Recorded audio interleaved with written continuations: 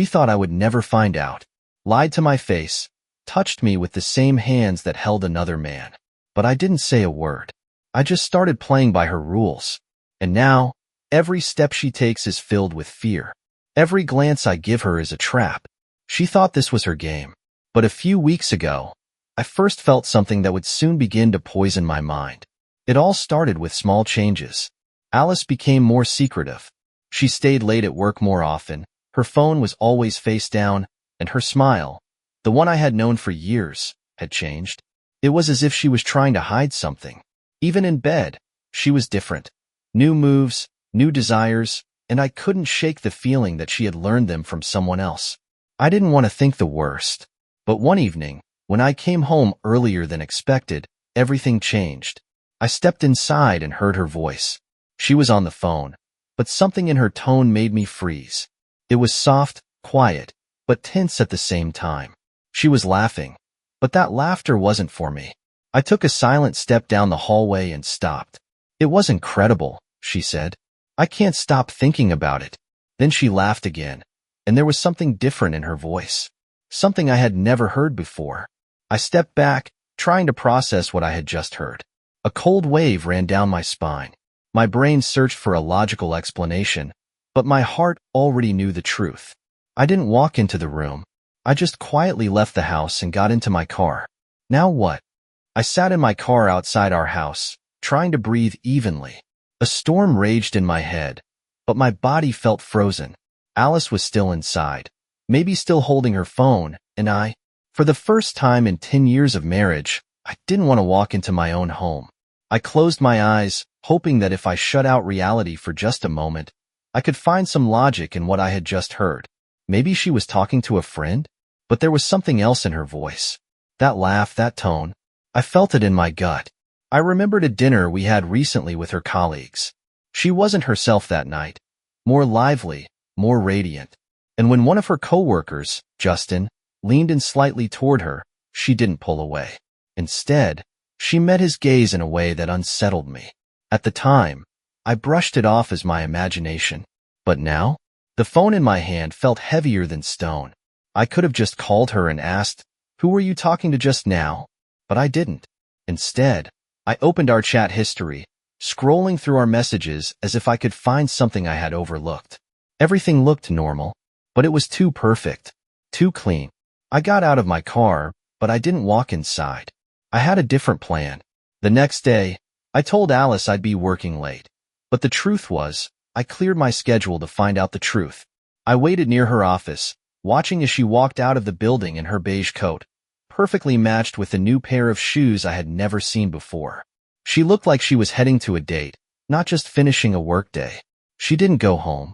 I followed her from a distance, feeling something bitter spread through me, like poison in my veins. She walked to a quiet, intimate restaurant, the same place where we had once celebrated our anniversary, and someone was already waiting for her. Justin. He stood when she approached, and his hand slid confidently around her waist. She let him. She smiled at him the way she hadn't smiled at me in a long time. I wanted to storm in, to break this moment apart, but something held me back. I needed to know more. I needed to hear what they were saying. I stepped inside and sat in the far corner, forcing myself to stay calm. A waitress brought me a menu, but I didn't even look at it. I just watched. "I don't know how much longer I can keep doing this," she said softly, her voice barely reaching me. "We'll figure something out," he replied, touching her hand. I clenched my fists under the table, struggling to keep my emotions in check. I had hoped to hear something that would dispel my suspicions, but instead, everything only got worse. "He doesn't know anything?" Justin asked. Alice shook her head. "No, but sometimes I think he feels it." She paused as if lost in thought. "I don't want to lie to him." I gritted my teeth. She doesn't want to lie? Then what exactly is she doing right now? "You shouldn't feel guilty." Justin leaned in closer. "This is your life." She nodded. Her eyes sparkled. And in that moment, I knew she was in love. Slowly, I stood up, left a few bills on the table, and walked out of the restaurant before I did something I would regret. This was betrayal. She hadn't crossed the final line yet, but this was still betrayal. And now, I had to decide what to do next. I watched her over dinner, studying her every move, every glance. She smiled at me like always, talked about work, about a new project she was involved in. She looked so natural, as if nothing had happened. But I knew the truth. I had seen the way she looked at him. I had seen her fingers tighten around his hand. I had heard her voice, filled with a tenderness she once reserved only for me. And now, she sat across from me, looking me straight in the eyes and lying. "Why are you so quiet?" Her voice was light, almost playful. I forced a smile, lifting my wine glass. "Just tired. Long day." Her eyes drifted away, and she nodded, accepting my answer. She didn't ask for details, didn't seem interested. That was another sign. She used to want to know everything. How my day was, what was on my mind, what made me happy. Now, nothing. She wasn't here anymore. She was somewhere else. With him. I set down my glass, forcing myself to stick to my plan. No rush. Give her the chance to tell the truth herself. I wanted to test her. "By the way, I have a short day tomorrow. We could go out in the evening." I said it as easily as she had asked why I was so quiet. She hesitated, just for a second, barely noticeable. "Oh, I completely forgot." Her voice was just a little too loud. "The girls and I made plans after work." "The girls?" "Of course." "Okay." I nodded. "Then maybe Friday?" Another pause. She recovered quickly, but I caught it. "Friday? Yeah, I think we can. I think. God damn it." The next day, I followed her again. I knew it was low. I knew I was acting like a jealous, paranoid man. But the feeling of being deceived, of being made a fool, wouldn't let me rest. I watched her leave the office. She didn't head home. I got in my car and followed at a safe distance. This time, she didn't go to a restaurant. A hotel? It hit me like a slap to the face. Small, cozy, dimly lit at the entrance. I watched her walk up to the front desk, say something to the receptionist, and then he appeared. Justin. He approached her so casually, like they had done this before. She smiled at him, a smile I hadn't seen in my life for a long time. They took a key and headed toward the elevator. I watched the doors close. Something inside me shattered. I knew she was lying. I had felt it. But seeing her walk into a hotel with another man, that was something else entirely. I should have left. Should have gone home, waited for her to return, pretended like nothing had happened. But I couldn't. I stepped up to the receptionist. "Excuse me," I said calmly, keeping my voice steady. "I think my wife just went up to her room. She left her phone in the car, and I need to give it to her." The receptionist looked up at me. "Name?" I took a breath. "Alice." He glanced at the screen, scrolling through the list of rooms. "I'm sorry, but I can't disclose guest information." I clenched my fists, forcing myself not to react. "I'm not asking for details. Just tell me, is this a one-time booking, or does she stay here often?" He hesitated, then, without looking at me, said, "This isn't the first time." My body started shaking. I stepped back, as if struck. This had been going on for a while. I sat in my car for an hour. I imagined what they were doing. I heard her voice in my head, heard her laughter, heard her whisper his name. When she finally left the hotel, I already knew what I was going to do. I wouldn't stop her. I wouldn't tell her I knew. I would give her a chance to tell the truth. And if she didn't, I would make sure she never lied again.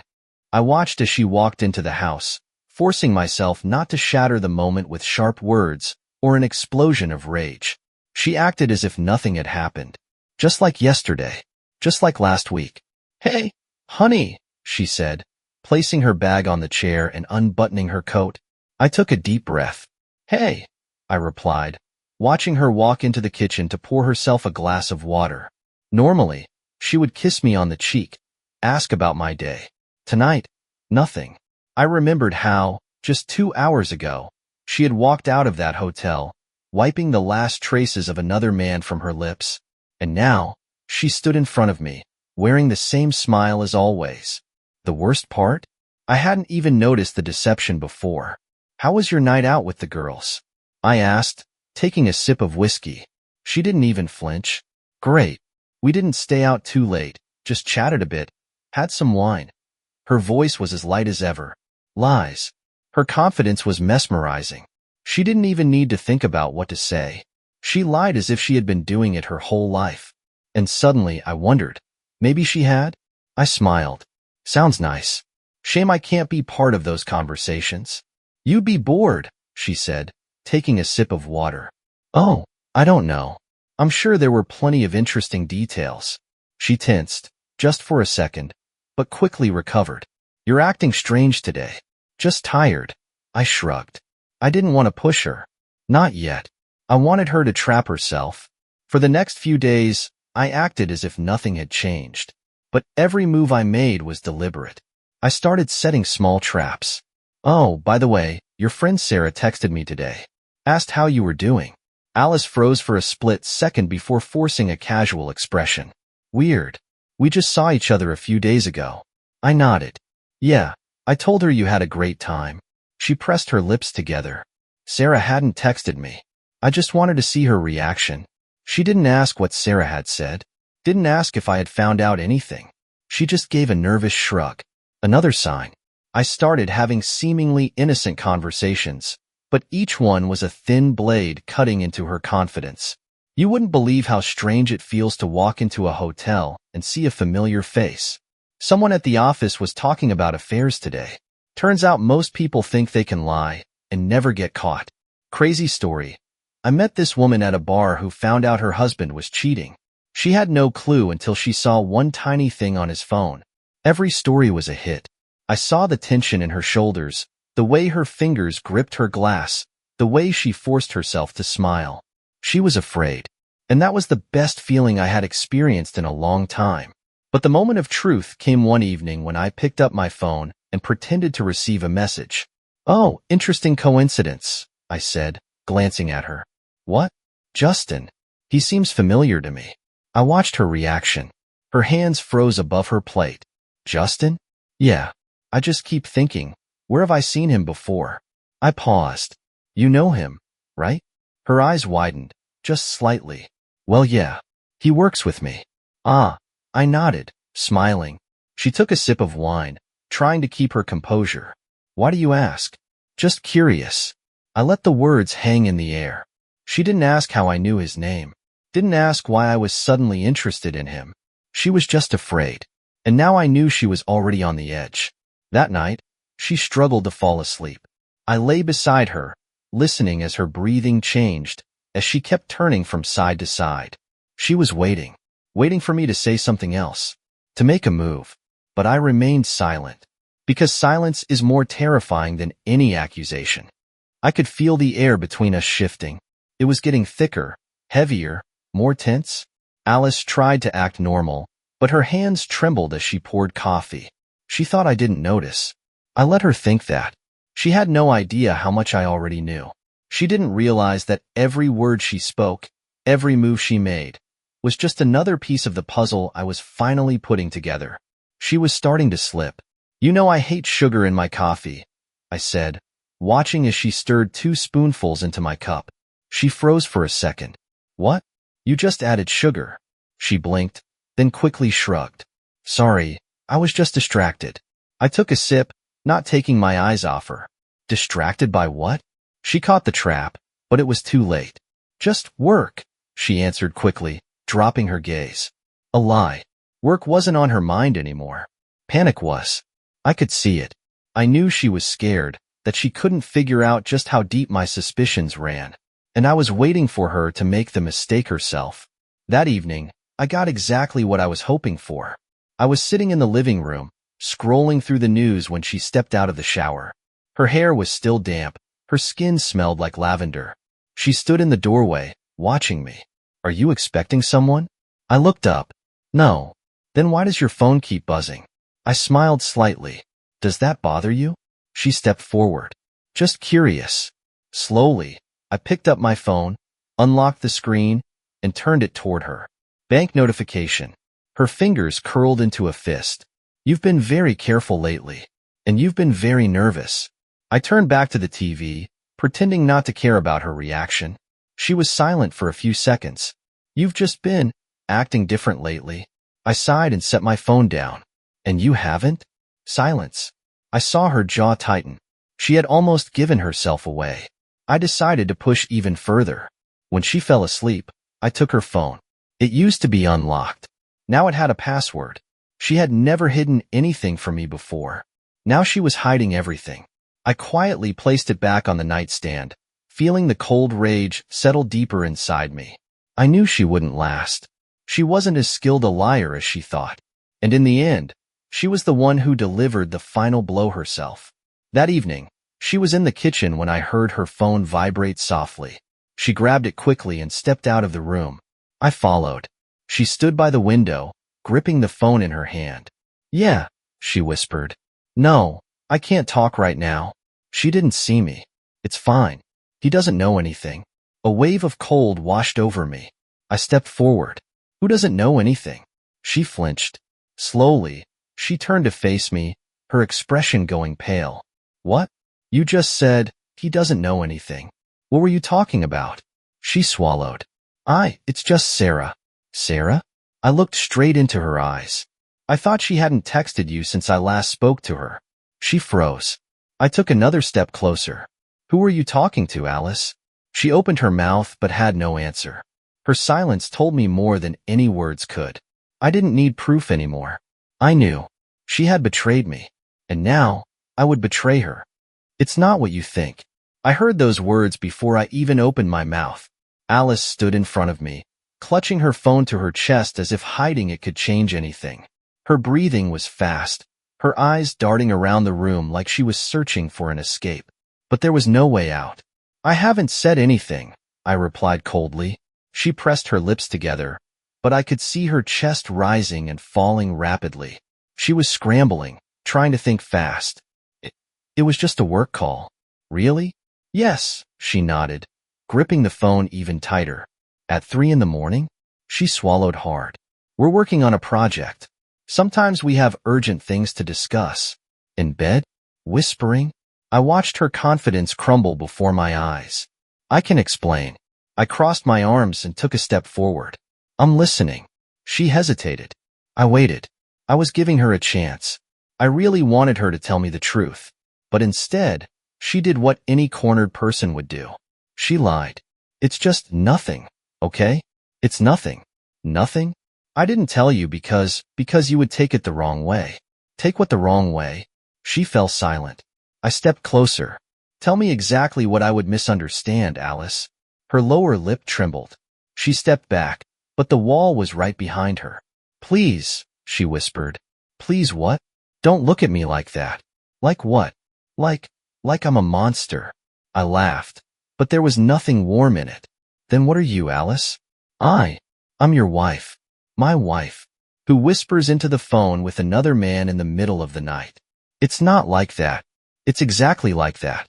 She wiped at her eyes, though the tears hadn't started yet. "I never wanted it to go this far." Those words stuck in my mind like a knife twisting in an open wound. I never wanted it to go this far. How far?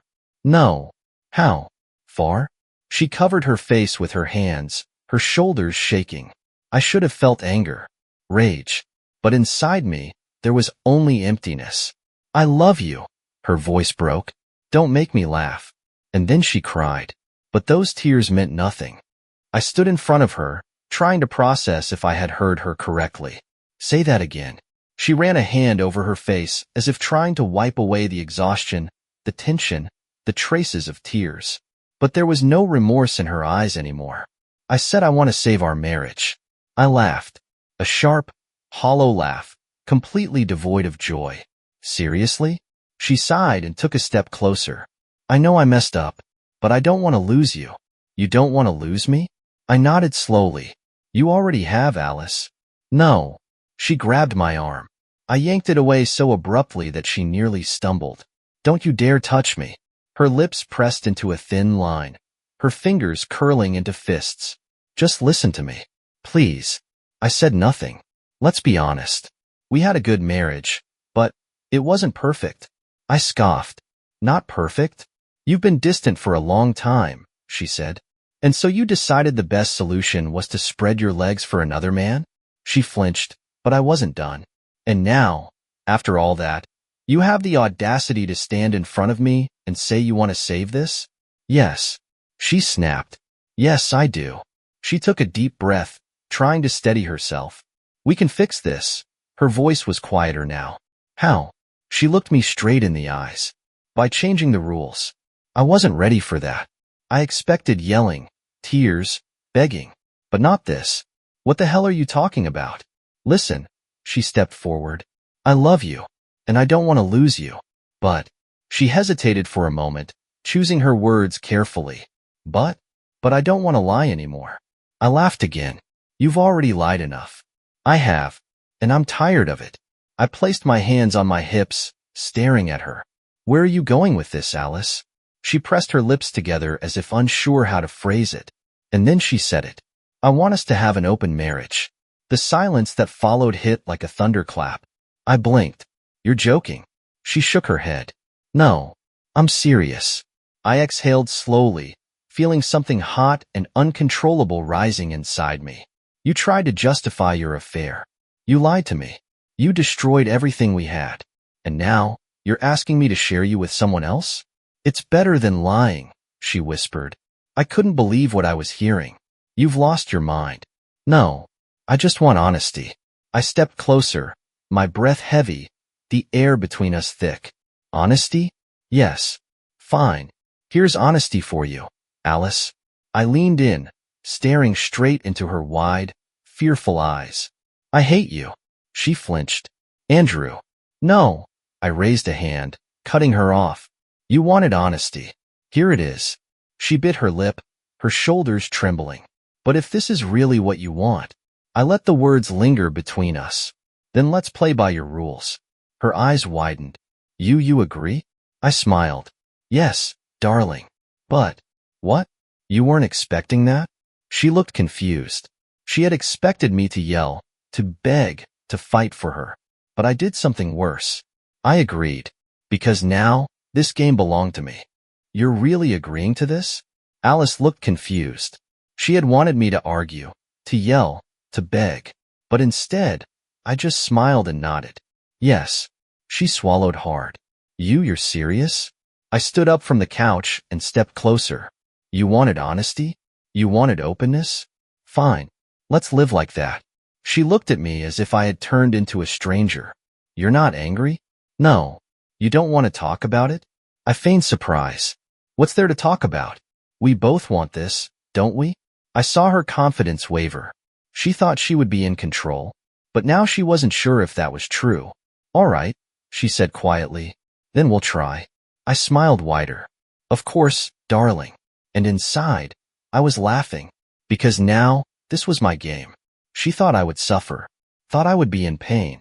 That I wouldn't be able to even imagine myself with another woman. But she had forgotten the most important rule of any game. The one who plays with fire always gets burned in the end. A week later, I brought someone home for the first time. Alice was sitting on the couch, scrolling through her phone when I walked through the door, holding Sophia's hand. Tall, slender, dark auburn hair, flawless features, and a confidence in her eyes that couldn't be faked. I saw Alice tense, her fingers tighten around her phone. Her smile turned just a little too stiff. Hi, Sophia said, extending her hand confidently. Alice took it, but said nothing. Her eyes met mine, and for the first time since this all started, I saw what I had been waiting for. Fear. I didn't know you found someone, she said quietly. I shrugged. Why wouldn't I? This is what we agreed to. Right? But, she hesitated. Sophia smiled and laced her fingers through mine. He's amazing, isn't he? Alice flinched. I smiled, just barely. The game had only just begun. The next few weeks were a performance. I no longer asked where she was going or with whom. I didn't ask when she'd be back. I didn't search for her eyes across the dinner table. I simply lived my life. And her. With each passing day, she grew more anxious. At first, she tried to hide it. Said she was happy for me. That this was the right thing. But when I saw the way she clenched her fists whenever Sophia walked into our bedroom, when I caught the look in her eyes as I ran my hand along another woman's neck, I knew she was suffering, and I enjoyed it. One night, after Sophia had fallen asleep on my chest, I heard the quiet sound of the bathroom door closing. I knew who it was. I waited until the water stopped running before following her inside. Alice stood at the sink, gasping for air. Her eyes were red. I leaned against the doorframe. "You okay?" She flinched. "Yes." I crossed my arms. "You look terrible." She turned to me sharply. "Why are you doing this?" I smiled. "Doing what?" She was silent for a second. All of it." I stepped forward. "We agreed, didn't we? An open marriage. Honesty. This is what you wanted." She shuddered. What?" She pressed her lips together. "I don't want this anymore." I feigned surprise. "Why not?" She wiped her eyes. "Because I can't. I can't handle it." I tilted my head. "But you didn't think about that when you were sleeping with him, did you?" She squeezed her eyes shut, her body trembling. "Please." I stepped closer, forcing her to look at me. "Please what?" Her voice broke. "Forgive me." I leaned in, our faces just inches apart. "Too late, sweetheart." Her eyes filled with tears, and I just smiled. I watched her break. It was happening slowly. Each day was a battle for her. She tried to hold on, to pretend she was still in control, that this had been her choice all along. But now, she understood. "Let's talk," she said one evening after Sophia had left the house. I looked at her from the couch, calmly sipping my whiskey. "About what?" She took a deep breath. "About us." I smiled. "There is no us, Alice." Her fists clenched. "You don't really want this." "Want what?" "This." She gestured around the room. "All of this." I slowly raised my glass to my lips. "You thought I'd cry? Beg you to stay?" Her jaw tightened. I was wrong. "Yes." Silence settled between us. "You loved me," she whispered. I set my glass down and stood up. "I don't know who I loved, Alice, but it wasn't the woman you've become." She closed her eyes, as if those words had cut her deeper than she had expected. "I can't do this anymore." Her voice was broken. "Not my problem." "Please." She reached for my hand, but I pulled away sharply. "Don't touch me." Her eyes filled with tears. "I made a mistake." I let out a bitter smile. "No, you made a choice." I took a step back. "And now you live with its consequences." She covered her mouth with her hand, stifling a sob. I should have felt relief, should have felt vengeance, but I felt nothing, just cold. The next day, I filed for divorce. I didn't want to hear her excuses anymore. I didn't want to see the broken look in her eyes. I didn't want her at all. I left the papers on the table and walked out of the house without a word. And in the moment I shut the door behind me, I realized I was no longer hers, and she would never be able to break me again.